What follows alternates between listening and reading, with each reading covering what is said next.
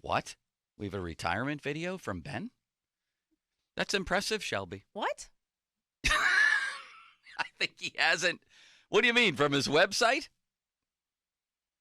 From his website. He's An officially official announcement? retiring. It would make that difficult to translate on radio, Horse? Would it work as an audio piece? We'll play it. Okay, we'll play it coming up. Shelby. Well, that's interesting. hashtag breaking news. Yeah, I would say. Right on the air. Yeah, that was it. What's that trophy behind you? What's that for? That's the It's for us not winning the fan fantasy morning football. show fantasy football trophy. It's rigged. The whole thing was rigged. Anything else of interest in there, Shelby, that would wow the populace? I don't think that would wow the populace compared to the Ben Roethlisberger retirement video that just was casually. It's out there. It has happened. All Wow. right. Should we get to it? Horse, when will you be ready to play that? Wow. So I think there were some in the conspiracy theory realm who thought that Ben, because he hadn't yet said officially, hadn't filed his papers and such, sort of leaving the door just to crack open. I guess this would end that. Shelby, shall we listen to Ben's retirement video? This is the first time we're listening to it. This is called audibling at the line of scrimmage. Yeah. Although our lead story here today, I think, is two things. That according to Mike Singletary, the Steelers nearly traded Ben to the Niners in 2009, Mm-hmm. and Aaron Rodgers could be on his way to Denver. So it's a lot here at the top of the show, quarterback-wise. But what better way to start than this is Ben's retirement video, which I'm assuming includes audio, from his website.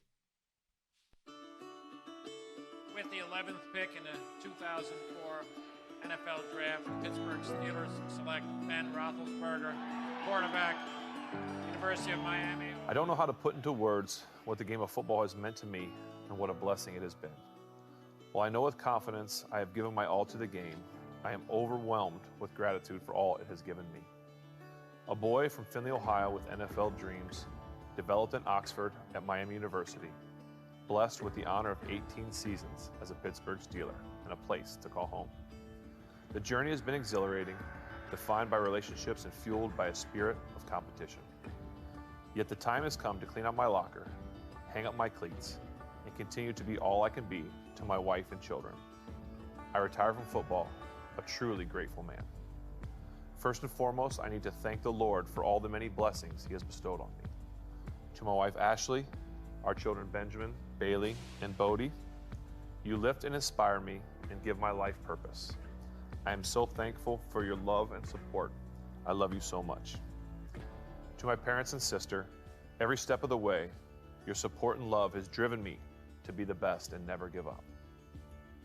To the Rooney family, the Tull family, Coach Tomlin, Coach Cowher, and all of the coaches who have poured into me, the incredible people on every level that make the Pittsburgh Steelers a special organization.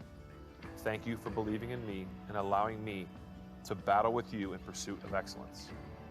To all of my teammates and the endless friendships that I have gained, I appreciate you and our shared commitment to wearing the black and gold with pride and dignity. Putting that jersey on every Sunday with my brothers will always be one of the greatest joys of my life. To Steeler Nation, the best fans in all of sport, thank you for accepting and supporting me as your quarterback over the years.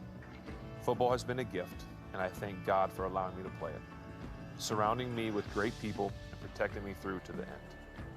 With love and honor.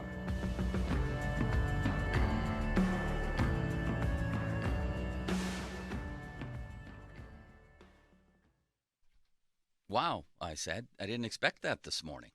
Me neither. And I was always kind of curious if this retirement announcement was indeed coming, how it would happen. You know, you never really know when you're going to get an email into your inbox that says, be here in the South Side in an hour for something. And you kind of already know what it is, but you hurry up and get down there. I didn't know if it would be a release of some kind or a video like this. So that's the way he chooses to go out. And I can't help now to look at it in context of this might have, I won't say never been, he still would have won 2 Super Bowls. But do we believe this really incredible revelation, in my opinion here? Dan Pompei from The Athletic interviewing Mike Singletary, who was the 49ers coach at the time, that the 49ers and Steelers, quote, had a deal in place that would have sent Roethlisberger to San Francisco back in 2009, correct?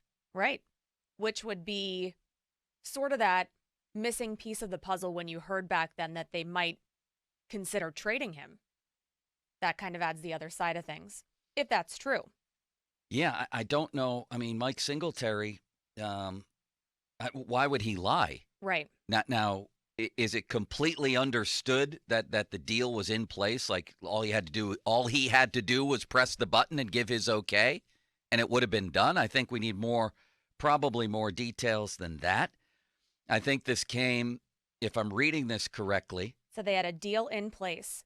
A deal in place. Singletary declined. That's Pompey reporting that, or Singletary saying that, or both? This is me reading a recap article of that article.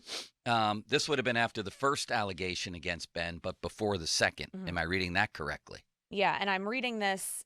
It's on NBC Sports, sort of just a recap of the article.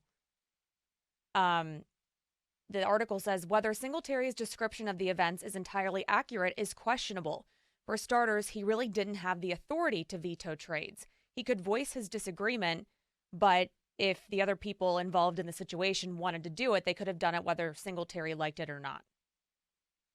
Yeah, that was my other question, was how much power did he have? I mean, it makes it sound like this was set to go, but we need the head coach's, okay on it. And this is your earlier question. Singletary apparently told the reporter that a deal was in place, and he vetoed it. I'm going to call up that entire story and take a look at it, because a revelation that big, to me, requires a call to the Steelers, right? Mm-hmm. And a little bit of a checkup here. I mean, that's gigantic. So we hear Ben's retirement video, and then on the same day this story comes out, and yes, it makes me wonder. Could half of this or 2/3 of this never have been? Very possible, it sounds like. They would have gone with Alex Smith, or what? Would he have been part of the deal? I read that today. I think there is no clear answer as to what the other side of the deal was, but Alex Smith, I think his name was thrown in there a couple of times as being the potential other side of that trade. And obviously draft picks would have come to the Steelers. Mm-hmm. Listen, my first reaction upon hearing the Ben video there, the official retirement video, since for a while now, and especially in these days of the final lap around and the last night, am very careful to talk about Ben the quarterback. I don't know Ben the person. Right, me either. I don't. I'm not going to pretend that I know that he's had some incredible turnaround. It would appear that he's gotten his life together. Things still bother me a lot from a while ago, so I try to stick to Ben the quarterback. And as far as that goes, there had never been anybody remotely like him in the NFL. He was the at that time the flat out biggest, and when I mean biggest, I mean body-wise, star quarterback there had ever been. At 6'5", 240, 250, who could move around like that, mostly behind the line of scrimmage, but still had incredibly nimble feet for a guy that big. It's like Jerome, like uncommonly quick feet and ability to move around and be athletic back there. And there had never been anything like that. He was the size of offensive linemen from the 70s. I mean, it was ridiculous. And the ability, too, Shelby, to reinvent his game sort of halfway through, I think with the help of Todd Haley, and go from a guy who held the ball longer than anybody, which I think was the greatest version of Ben. Yeah. But probably a Ben we would have seen done in the NFL by 2016 or so, to a guy who started to get rid of it faster than anybody, not just these last couple of years, but when he was still playing great. Yeah, when it was more effective. I sort of have said throughout the course of this last season, once the report came out that it was likely going to be his last, I've kind of reflected on my own experience watching Ben Roethlisberger play. And I always sort of feel like because of my age, I got ripped off of the first half of his career, the best on-field play portion of his career, because I was too young to understand good quarterback play. And I understood wins and losses. I knew I wanted the Steelers to win. But in terms of watching him and appreciating the style of play, I didn't get to really experience that as it was happening. So it's all going back and watching it back for me and kind of catching myself up, because really all I remember is the back half of his career, watching it live and watching it happen in front of me. So I love listening to people like you who remember that portion of him, to just listen to what he was able to do on the field at that time, because it really was incredible. That's always the most enjoyable version of Ben for me. Mm-hmm. You know, the crazy ad-lib plays that he would make all the time that would drive people crazy until he actually made the play. And then it's one of those, no, great play type things all the time with him. He's a first ballot Hall of Famer. There's no question about that. And when it comes to the second half of his career, the latter part of his career, here's the part that's so interesting to me. Early on, it was, well, this guy wins, and he wins big games. He wins Super Bowls. But he doesn't put up the numbers of these other guys in the league. Peyton Manning's, Drew Brees, Tom Brady's. He was different than them. Yeah. And then he wasn't. Then it changed. And then the narrative became, man, Ben's putting up those numbers now, 500-yard games, huge seasons. He's got all the historic numbers you could ever want, but he's not winning big games anymore. Mm-hmm. We were wildly entertained from 2000, whenever their last Super Bowl was, 2010, I guess they made it against the Packers, to even to these games this year with his exploits in the fourth quarter. But he wasn't able to win the bigger games in the latter part of his career. 3-7 in his last 10 playoff games. So it's just, he became a guy who, oh yeah, he's a winner who won't put up stats, to he's a guy who puts up stats but doesn't win the big game anymore. Towards the end of his career, if he put up big stats, that meant it was probably a disaster. Yes. The 500-yard, 5-touchdown games towards the end of his career typically meant it was a hot mess. Yeah, there's numbers out there that when he had to throw a ton, it didn't go well. And some of his greatest games, were around, 215, 16, 14, right in there when he had the back-to-back 6 touchdown games, I believe. Some of those 500-yard games that were just incredible to watch, really. He was always entertaining. He was always fun to watch.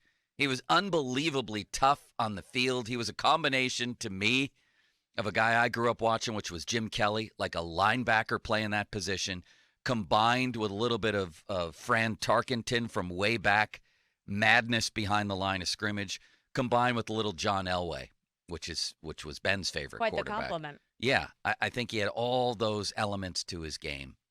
The Steelers just put out a retirement pamphlet. So I know My God, a pamphlet. There's a whole pamphlet on it. I can't open it, but it's out there. All right. For the media. Here it is. The Ben Roethlisberger retirement pamphlet. What are we supposed to do with this? Usually they hand out a sheet. We have a whole pamphlet to go through, Shelby. You've had a good career when there's a pamphlet. We should have a Jim Colony pamphlet made. That's a great idea. Horse. There's a Ben Roethlisberger pamphlet that has been handed out by the Steelers. Shelby suggests a Jim Colony pamphlet. And your boss is standing right behind you. Let's get on a Colony pamphlet for Friday. It's not too late. We can all contribute. Because now I feel like Ben Roethlisberger and Jim Colony are vying for the biggest retirement in Pittsburgh this week. This is a 1-inch by 1-inch pamphlet? We have a note card. We have to get the pamphlet out now. Jim's greatest accomplishments will be presented on a note card. Is that too low, Shelby? Not I didn't mean amongst to insult coworkers. Jim. Yeah, not amongst coworkers. We could put out a Jim Colony Post-it note, right? Just pin it up on the wall here. Sum it up in a tweet. I'm going to read this pamphlet. So it's official. It's official. Your thoughts